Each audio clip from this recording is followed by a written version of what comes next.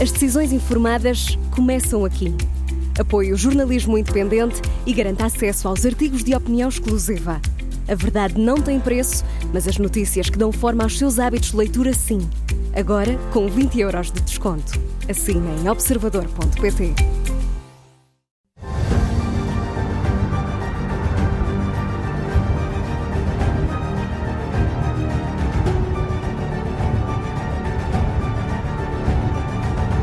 Este é o som do Domínio da Guerra da Rádio Observador, sempre com o Major-General José Arnão Moreira. Olá, muito bom dia a todos. Recordo também nos pode acompanhar com imagem através das nossas redes sociais. E numa semana que mediaticamente ficou marcada pelos desenvolvimentos no Médio Oriente, falou-se muito pouco ou mesmo quase nada sobre a Ucrânia, que continua a merecer a preocupação e o empenho do Ocidente. General, que ponto de situação se pode fazer sobre a guerra na Ucrânia? Andámos muito distraídos com o Médio Oriente, provavelmente vamos continuar muito distraídos mediaticamente com o Médio Oriente. Mas a outra guerra não para e nós não podemos deixar cair daquilo que é o universo das nossas preocupações, aquilo que se passa na Ucrânia. E aquilo que se passou na Ucrânia durante a última semana, eu diria que são mais as más notícias do que as boas notícias. Mas, enfim, ainda assim, vamos começar pelas boas notícias. Eu destacaria entre essas boas notícias a tomada de posse no dia 1 de outubro do novo secretário-geral da NATO, Mark Rutte. E foi muito significativo que uma parte importante do seu discurso tenha sido não apenas sobre, enfim, a valorização, a necessidade de recapacitar do ponto de vista militar a NATO, mas muito virada também para a Ucrânia. A Ucrânia continua, aliás, na sequência daquilo que eram as preocupações do anterior secretário-geral da NATO, Stoltenberg. A Ucrânia continua a ser o ponto fulcral da agenda da NATO neste momento e das articulações possíveis, que é possível ou que é necessário fazer para continuar a apoiar a Ucrânia. Também é muito significativo que a sua primeira visita oficial não seja a Washington, como seria absolutamente natural, mas tenha sido a Kiev. Com Washington teve um contacto telefónico com Blinken para pôr em marcha, digamos, aquilo que é a assistência, uma estrutura mais institucional de assistência da NATO à Ucrânia. Mas, na verdade, onde ele foi a Kiev. E foi a Kiev, e isso tem que ter, certamente, uma leitura de natureza política, e o Kremlin certamente também terá visto isto não com bons olhos. Aliás, são boas notícias para a Ucrânia o facto de a Rússia se ter apressado a criticar imediatamente Mark Rutte e as suas declarações. Bom, uma das coisas que está em discussão, que a Ucrânia gostaria muito de ver, mas que tem progredido muito pouco, seria o aumento da sua capacidade da sua defesa antiaérea com a participação da NATO. Isto é, que a NATO ficasse pelo menos com a responsabilidade sobre partes do território da Ucrânia, nomeadamente aquelas partes mais junto da fronteira com a Polónia, em que houvesse ali, digamos, uma defesa abrangente do ponto de vista dos sistemas antiaéreos da NATO que permitissem poupar pelo menos parte do território da Ucrânia àquilo que têm sido os constantes ataques pelos vetores aéreos da Federação Russa. Esta é uma discussão que continua. Sim. É bom que continue esta discussão, significa que é uma hipótese que não está colocada de lado, mas, na verdade, não julgo que não estarão ainda criadas as condições para que isso venha a acontecer, e antes das eleições de novembro também não haverá certamente desenvolvimentos nesta área. Depois há uma outra boa notícia, que é a notícia da chegada, finalmente, de mais uma bateria Patriot que foi fornecida pela Roménia. Certamente que isto será muito útil naquilo que é o reforço da sua capacidade de proteção. Depois, há uma notícia que não é nem muito simpática nem pouco simpática, eu definiria como desagradável. Desagradável foi aquela reunião com Trump que teve que ter na semana passada. Foi muito desagradável. Muito difícil de assistir, não é? Muito difícil. Foi doloroso mesmo. Aquilo foi mesmo doloroso ver como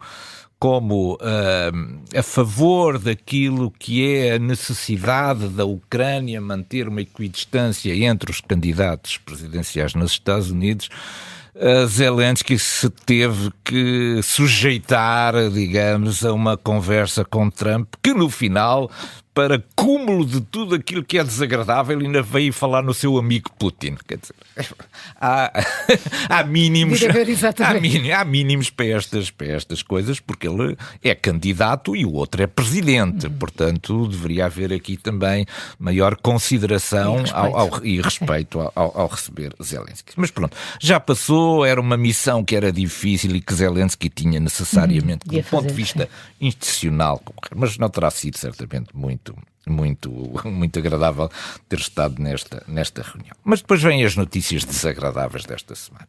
E as notícias desagradáveis têm a ver com a incapacidade, até ao momento, que a Ucrânia tem tido para parar a ofensiva russa, das forças militares russas no Donetsk. E esta semana houve a queda de Vuhledar. É claro que Vuhledar não era uma cidade muito grande. Uma cidade tem, para termos uma ideia, 2 km por 3 km. Portanto, é uma cidade relativamente pequena. Tinha cerca de 14 mil habitantes antes de começar o conflito. Portanto, era uma cidade que também, do ponto de vista do edificado, também não era uma cidade muito grande, mas era uma cidade muito importante para os ucranianos. Primeiro porque era um bastião. Os bastiões acabam por ter também um valor simbólico, não é? Porque durante 2 anos tinha resistido a todas as tentativas de tomada por parte das federações russas. Depois Vuhledar acabou por cair esta semana, começou a ser cercada por vários lados e, para preservar naturalmente a vida dos soldados ucranianos, não houve outra solução que não fosse mandar retirar esses soldados. Os russos podem ter tido cerca de 15 mil baixas para conquistar Vuhledar, o que significa que para conquistar uma cidade de 14 mil habitantes, a Rússia tem 15 mil baixas. Isto também não deixa de ser significativo quando olhamos para a forma como a Federação Russa emprega as suas forças para conquistar estas cidades. E depois há uma outra cidade que deixou de existir, entretanto. Esta já não é no Donetsk, é na região de Kharkiv, que era Vovchansk. Vovchansk foi uma cidade muito disputada por ucranianos e por russos. A cidade já não existe, está absolutamente pulverizada. A capacidade da Federação Russa, a partir do momento em que foi capaz de adaptar bombas antigas que tinha em depósito a bombas planadoras, veio trazer um desequilíbrio enorme nas frentes de batalha e, sobretudo, no ataque a estas cidades de fronteira. Portanto, Vovchansk, olhando hoje em dia para as fotografias disponíveis, é uma cidade que deixou de existir. Enfim, temos que continuar a nossa atenção sobre a Ucrânia, não obstante o Médio Oriente estar neste momento a concentrar as nossas atenções. E é para lá que vamos agora. Desta semana, destaque claro para o Irão, que resolveu atacar diretamente o território israelita com cerca de 200 mísseis balísticos de longo alcance. Desde aí que Israel tem atacado a capital do Líbano. Hoje há relato de novo ataque do Hezbollah e o sistema internacional parece incapaz, general, de promover uma desescalada da situação. E agora, o que é que podemos esperar? Bom, eu talvez começasse por esta incapacidade do sistema internacional. Para parar alguns dos atores, são necessárias alavancas no sistema internacional. Ora, o sistema internacional, no caso do Médio Oriente, não tem neste momento nenhuma alavanca para conter a ação dos atores que estão envolvidos nestas campanhas militares. Porquê? Porque as Nações Unidas, que deveriam ser o instrumento fundamental de um sistema multilateral, estão paralisadas. E, portanto, enfim, estamos apenas naquilo que eu chamo o domínio das indignações. Quer dizer, pronto, são os comunicados das Nações Unidas indignadas com o que está a passar. Mas não, as Nações Unidas não são a alavanca que o sistema internacional precisava para moderar os atores. Depois, os Estados Unidos estão em campanha eleitoral. E como estão em campanha eleitoral, e o tema Israel é um tema muito sensível, e portanto ninguém está disponível em perder votos, também não exerce nenhuma alavanca sobre Israel. Por outro lado, a Rússia precisa do Irão porque tem uma guerra na Ucrânia e precisa das armas baratas que o Irão vai fornecendo. Portanto, a Rússia também não está disponível para funcionar como uma alavanca moderadora das ambições do Irão. Ou seja, o sistema internacional está a conceder, no caso do Médio Oriente, uma enorme liberdade estratégica aos atores, que noutras circunstâncias não teria. Portanto, isto explica esta evolução muito perigosa no Médio Oriente pelo facto das alavancas do sistema internacional não estarem a funcionar sobre os atores envolvidos. Bom, há aqui duas estratégias que são diferentes, e colocando isto primeiro na análise do nível estratégico. A estratégia do Irão é a da concentração do poder de fogos dos seus proxies sobre Israel. Concentração. Portanto, fazer com que fazer com que todos os proxies simultaneamente ataquem Israel. A estratégia de Israel é exatamente a estratégia oposta. É bater cada um destes proxies por partes. Ora, isto obrigou Israel a uma atividade de enorme paciência e resiliência que foi ter aturado desde 8 de outubro, foi quando começaram os ataques do Hezbollah à boleia daquilo que tinham sido os acontecimentos do dia 7, provocados pelo Hamas, desde o dia 8, que já foram disparados 9.000 vetores aéreos sobre Israel. Portanto, Israel teve uma enorme paciência durante um enorme período de tempo. Porquê? Por causa desta sua estratégia, que era a estratégia de bater por partes e não, digamos, dispersar todos os seus meios, atacando todos ao mesmo tempo. Bom, estava esta estratégia em funcionamento quando o Irão resolve atacar pela segunda vez este ano, a primeira vez tinha sido em abril, resolve atacar pela segunda vez este ano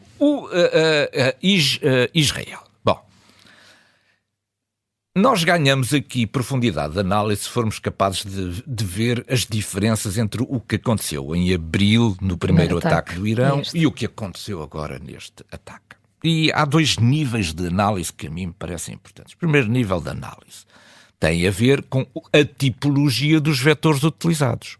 Enquanto no primeiro ataque de abril os vetores utilizados eram vetores relativamente lentos, porque estamos a falar de drones, estamos a falar de mísseis de cruzeiro, houve também mísseis, é certo, mas houve uma grande percentagem de drones e de mísseis de cruzeiro que permitiram, que são vetores que, deslocando-se relativamente devagar, permitem a intervenção e permitiram a intervenção da Força Aérea também, dos meios aeronavais dos Estados Unidos e da Inglaterra. Isto é, o volume de vetores aéreos que Israel teve que defrontar foi relativamente diminuto porque, pela tipologia dos vetores aéreos, foi possível abater muitos deles ainda antes de terem chegado ao território israelita. Desta vez é diferente. E é diferente, e aqui é o segundo ponto desta análise, também porque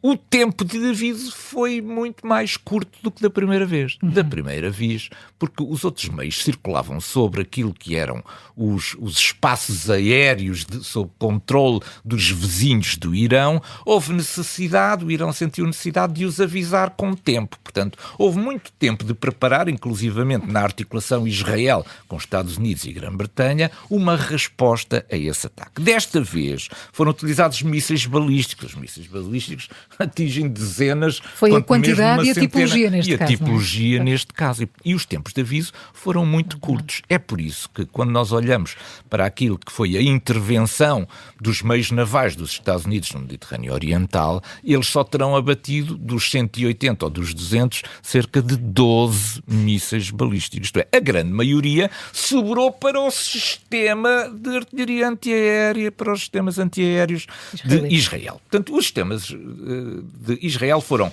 sujeitos a uma enorme pressão e não tinham sido testados desta vez, não tinham sido testados em abril com esta intensidade. Bom, e como é que reagiram os sistemas? Bom, Israel tem os seus sistemas planeados de acordo com as várias altitudes de interseção. E, portanto, tem sistemas para muito baixas altitudes, para médias altitudes e para altas altitudes.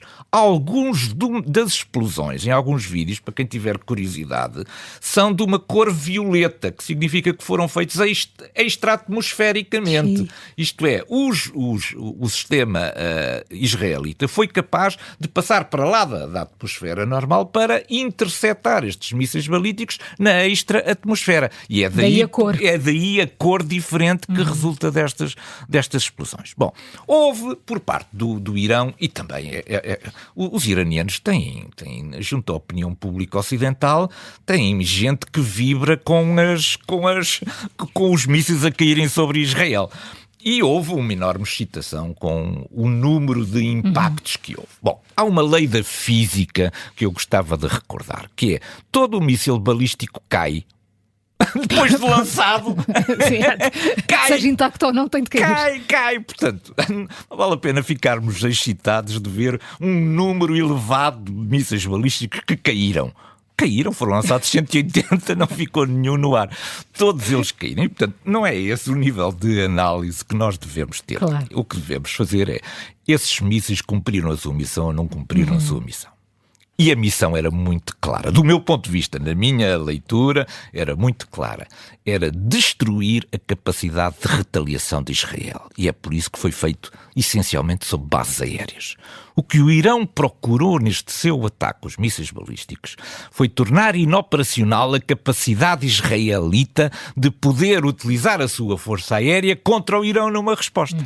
E isso, aparentemente, não foi conseguido. Portanto, não obstante ter havido muitos impactos, a lei da física continua em vigor, continua a vigorar, até ver. Na verdade, o número de estragos feitos foi relativamente reduzido e muito provavelmente Israel terá conseguido preservar a sua capacidade de resposta. Vai responder? Vai. Mas agora, em que tempo Israel é que vai escolher agora o seu tempo de resposta? É muito provável que Israel não misture para já o tempo de resposta com aquilo que é o seu esforço e a sua doutrina e a sua estratégia de bater por parte dos seus adversários. Portanto, é muito natural que ele neste momento se concentre numa fase muito difícil, que é a ofensiva terrestre no Líbano, ainda antes de pensar na retaliação sobre o Irão. Até porque a retaliação sobre o Irão terá que ser coordenada com os Estados Unidos. No mínimo, naquilo que são os alvos a abater. Tem que haver um consenso com os Estados Unidos sobre que alvos é que Israel está autorizado ou não a bater no Irão. E seguramente só deverá acontecer depois de novembro. Certamente, provavelmente só depois de novembro. Vamos ver. Entretanto, prossegue a ofensiva no sul do Líbano. As coisas são mais complicadas porque o domínio terrestre não é o domínio onde Israel tenha um domínio absoluto sobre o Hezbollah. O Hezbollah está a preparar posições desde 2006 e, portanto, certamente que esta progressão de Israel no sul do Líbano irá haver mortes, certamente, já começou a haver, entre os soldados israelitas. Será certamente um desafio maior do que aquela outra área onde Israel continua a afirmar o seu domínio tecnológico. No domínio da capacidade aérea, no domínio da intelligence e no domínio tecnológico. Aqui o desafio é bastante mais complexo do que nos outros e pode haver aqui um maior equilíbrio entre forças.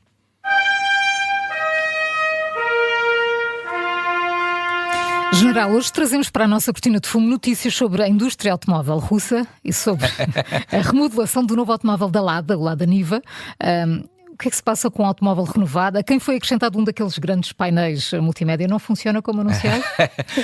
Pois, porque é que isto vem para a cortina de fumo? Isto tem pouco a ver com a indústria, isto tem pouco a ver com a indústria automóvel, mas isto tem a ver com o funcionamento da Federação Russa e este é apenas um exemplo. É um exemplo que resulta de um vídeo já com milhões de visualizações, que parece absolutamente que é indescritível, é até, eu não sei se é cómico, às vezes até parece triste, Bom, basicamente correspondem que A indústria automóvel russa, no sentido de dar maior sofisticação, resolveu incorporar neste modelo novo. O modelo não é novo, mas foi renovado. Foi renovado um painel multimédia de apreciáveis dimensões. Mas sobre um carro que tinha uma estrutura antiga. Conclusão, a alavanca das mudanças, quando mete a primeira ou a terceira, bate no painel. Bate no painel. Conclusão, não era suposto que isto Alguém acontecesse. Tirou mal as medidas. Alguém tirou mal as medidas, ou a alavanca, ou ao tamanho do painel. Isto é absolutamente incrível. E porque é que eu trago isto aqui para o domínio da guerra? Porque isto tem a ver com a paciência, e isto é importante, a paciência que o povo russo tem para suportar todas estas coisas. Que lhe proponham um carro em que a primeira mudança e a terceira não conseguem entrar porque batem no painel que foi acrescentado. Mas pior do que isso, a pessoa perguntou ao construtor como é que é, não consigo meter a primeira e a terceira mudança. E o construtor disse, mas há uma solução simples, é entortar a alavanca das mudanças. Entorta a alavanca das mudanças. Algumas pessoas já fizeram isto. Quer dizer, isto é o máximo, mas isto é importante. E é por isso que eu trago isto aqui para o domínio da guerra. Para perceber como se abusa, como as autoridades, as instituições, as empresas, etc., abusam daquilo que é a paciência do povo russo, que vai ter que entortar as alavancas de mudança para elas poderem funcionar no novo modelo com esse multimédia. Isto realmente é uma coisa...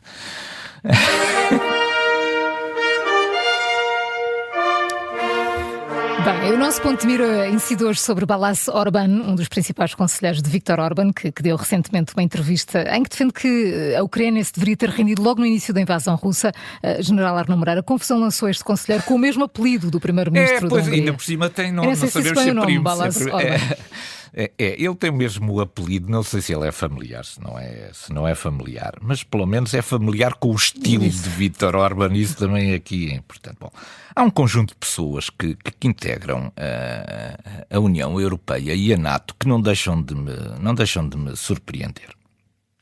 Este senhor, Balázs Orbán, é um dos principais conselheiros, é daquelas pessoas que se senta atrás, linha de trás, quando se senta o Viktor Orbán. Ora, numa entrevista que chegou esta semana, faz um conjunto de afirmações extraordinárias. A primeira é essa. A Ucrânia devia ter-se rendido imediatamente quando foi a invasão russa para não ter baixas, para preservar a sua população. A resposta foi tão absurda, tão fora do contexto, que o jornalista perguntou, então, e se fosse a Hungria? Pois a resposta é surpreendente. A Hungria provavelmente faria o mesmo. Também se renderia à Federação Russa. Isto como é que é possível, não é? Como é que é possível um conselheiro, de forma pública, vir dizer que a Hungria se renderia perante a Rússia? Então a Hungria não faz parte da NATO. Então nós não temos todo um dispositivo na NATO para ajudar a Hungria a defender-se de uma invasão da Rússia. Então vamos nós preparar-nos para defender a Hungria quando a Hungria está disponível para aceitar uma invasão da Federação Russa sem se defender, criando uma espécie de um novo oblast na Federação Russa, que é o Oblast da Hungria. Isto realmente não deixa de ser surpreendente e realmente há muita gente destinada a pôr-se de joelhos perante a Federação Russa. Não sei se isto é o vírus soviético que ainda continua a infectar muita mentalidade europeia. E por aqui me fico. É melhor, General. Ficaríamos muito mais tempo, como sempre. Obrigada por mais um Domínio da Guerra. Foi um prazer, um bom fim de semana a todos. Muito obrigado.